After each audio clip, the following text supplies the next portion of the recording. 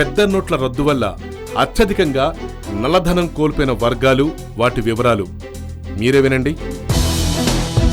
గంటకు ₹1,00,00,000 వసూలు చేస్తూ న్యాయం కోసం పోట్లాడేటువంటి లాయర్లు దీనివల్ల బాగా నష్టపోయారు. రోగిని అసలు పరీక్ష చేయకుండా గోరు నుంచి గుండె దాకా అనవసరమైన టెస్టులంటూ దోచుకుంటున్న దొంగ వైద్యులు బాగా దెబ్బతిన్నారు. చదువుకుందామని వచ్చే విద్యార్థుల్ని చదువు కొనేటట్లు చేస్తున్న మన విద్యాసంస్థ యజమానులు పూర్తిగా మునిగారు. పొలంలోకి దిగకుండా రైతు పొట్టకొట్టి పంట కారు చౌక ధరకు ఎగరేసుకుపోయే దళారులు, వడ్డీ వ్యాపారులు నెత్తిన గుడ్డేసుకున్నారు. సామాన్య జనానికి ఏదో చేస్తామని తుపాకులు చేతపట్టి బందిపోటు దొంగలుగా మారి దొంగ ఆయుధాలు కొనుక్కోటానికి నేల మాడగలో లక్షల కోట్లు దాచి రెండిటికీ చెడ్డ రేవళ్లా మిగిలిన నక్సల్స్ అనబడే దారి తప్పినటువంటి దగాబడిన తమ్ముళ్లు పూర్తిగా దెబ్బతిన్నారు.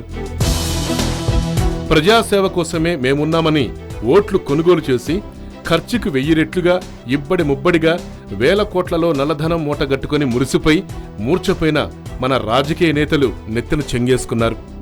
వాస్తు శాస్త్రానికే అవమానకరంగా ఆర్థిక శాస్త్రాన్నే జయించి ట్యాక్సుల ఎగవేతకు సహకరిస్తూ బిల్డింగులు, గేటెడ్ కమ్యూనిటీలు, స్కై హై అపార్ట్మెంట్లు కడుతూ కోటాను కోట్లు మేరు పర్వత సమానంగా నల్లధన సమీకరణాలను బాగా సంపాదించి బంకరలో రియల్ ఎస్టేట్ రూపంలో డబ్బులు దాచుకున్నటువంటి బిల్డర్లు బాగా దెబ్బతిన్నారు.